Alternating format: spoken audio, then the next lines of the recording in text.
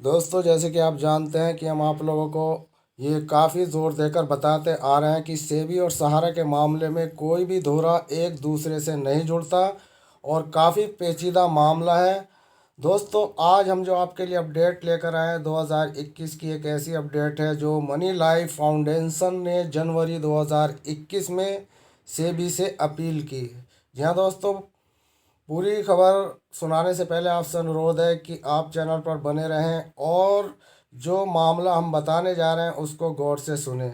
Money life foundation ने जनवरी 2021 में सेबी से अपील की। 30 सितंबर 2020 को मनी लाइफ फाउंडेशन ने सेबी के अध्यक्ष और न्यायमूर्ति BN अग्रवाल को पत्र लिखकर विवेक अग्रवाल CRCS द्वारा 18 अगस्त 2020 को अपने पत्र में बताए गए तथ्यों को आगे बढ़ाया। पत्र में उल्लेख किया गया कि कैसे सहारा क्रेडिट कोऑपरेटिव सोसाइटी लिमिटेड, जिसमें 47,245 करोड़ रुपए की जमा राशि जुटाई, इस उसने सुब्रत राय को 2,253 करोड़ रुपए का अग्रिम प्रदान किया था, जिसे सहारा रियल्टी कंपनियों द्वारा एकत्रित धन के रूप में सेबी को हस्तांतरित किया गया था। इसलिए कम से कम 2,253 करोड़ रुपए की यह राशि सहारा क्रेडिट के निवेशकों की है और उन्हें इस पर दावा करने की अनुमति दी जानी चाहिए। मनी लाइफ फाउंडेशन ने सहारा क्रेडिट के 240 जमाकर्ताओं की एक सूची संकलन की थी।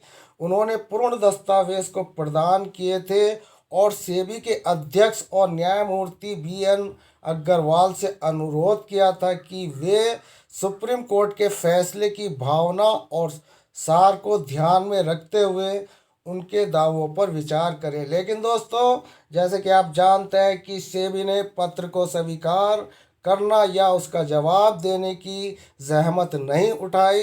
पूर्व केंद्रीय सूचना आयुक्त शैलेंद्र गांधी और एक सहयोगी ने सूचना के अधिकार अधिनियम के तहत एक आवेदन दायर किया, जिसे यह कहते हुए टाल दिया गया कि उपयुक्त नियामक कृषि और किसान कल्याण मंत्रालय के तहत क्रेडिट सहकारी समितियां हैं। दोस्तों, ध्यान देने वाली बात है कि सेबी को पत्र लिखने वाले करोड़ों निवेशकों को इसी तरह के पत्र प्राप्त हुए थे, जिसमें जिम्मेदारी से ध्यान हटा दिया गया था और ITI के यानी कि RTI के तहत प्रथम अपील दायर करने पर जन सूचना अधिकारी को फाइल नोटिंग के साथ हमारे ज्ञापन की जानकारी उपलब्ध कराने का निर्देश दिया गया। उत्तर दिनांक 11 जून में कहा गया, या दोस्तों 11 जून में कहा गया कि हमारा ज्ञापन न्यायमूर्ति अग्रवाल को भेजा गया था। उन्होंने सेबी की सूचित किया था कि सर्वोच्च न्यायालय का आदेश सहारा के निवेशकों को धन की वापसी के बारे में उल्लेख नहीं किया गया, इसलिए सेबी द्वारा उन निवेशकों को रिफंड नहीं किया जा सकता। जी हाँ दोस्तों, उनको रिफंड नहीं किया जा सकता। इसके आगे कहा कि चूंकि आगे कोई कार्रवाई ज़रूरी नहीं थी, इसलिए सेबी ने मामले को बंद कर दिया। तो दोस्तों, आप यहाँ पर देख सकते हैं और समझ सकते हैं कि ये जो खेला इस वक्त चल रहा है, ये खेला एक ऐसा उलझा हुआ, एक ऐसा जाल है जिसमें कोई भी लब और धोरा एक दूसरे से नहीं मिलता। और सेबी की यहाँ पर आपको पूरी हम जो हकीकत है वो आपके रूबरू कर रहे हैं। तो दोस्तों, चैनल पर बने रहें और चैनल को लाइक करते रहें। किसी को उम्मीद नहीं थी कि सेबी मामले पर विचार करेगा और रिफंड के दायरे का विस्तार करने के लिए SC से अनुमति लेगा, लेकिन नियामक निवेशकों की मदद करने के लिए खुद को मेहनत करने के बजाय पैसे पर बैठेगा। जी हाँ दोस्तों, सेबी के आंतरिक नोटों के अनुसार विवेक अग्रवाल के दावे के विपरीत सुब्रत राय द्वारा जमा की गई 2,253 करोड़ रुपए की ऐसी राशि नहीं है, लेकिन यह स्वीकार करता है कि 5 जून 2014 और 13 के बीच सेबी ने रिफंड खाते में सहारा क्रेडिट द्वारा 571.96 रुपये जमा किए और जमा की गई सूची है।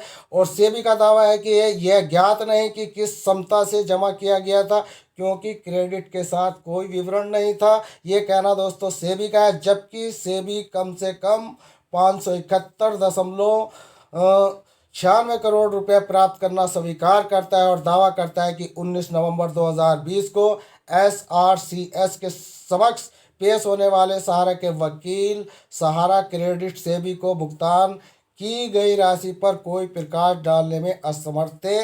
यह भी कहता है कि उसने जब बॉन्ड धारकों को 125.14 करोड़ रुपए का भुगतान किया और कुछ आवेदन दस्तावेजों को पूरा होने के लिए लंबित है।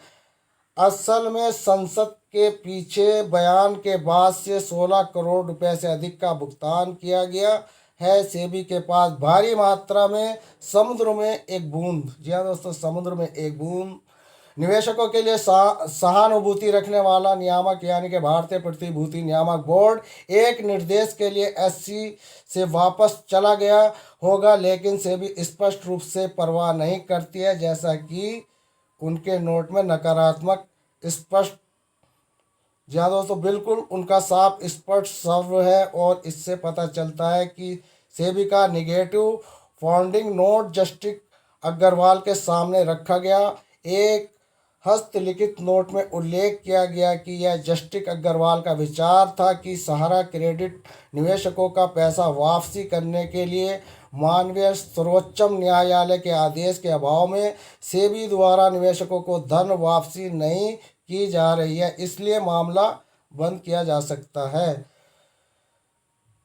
तो दोस्तों ये एक लंबी अपडेट है और हम आपसे अगली अपडेट जो क्रमशः में हम छोड़ रहे हैं वो हम आपको कल देंगे, क्योंकि एक लंबी वीडियो बन जाएगी और लंबी वीडियो में आप पूरी अपडेट नहीं सुन पाते, जैसा कि हम जानते हैं।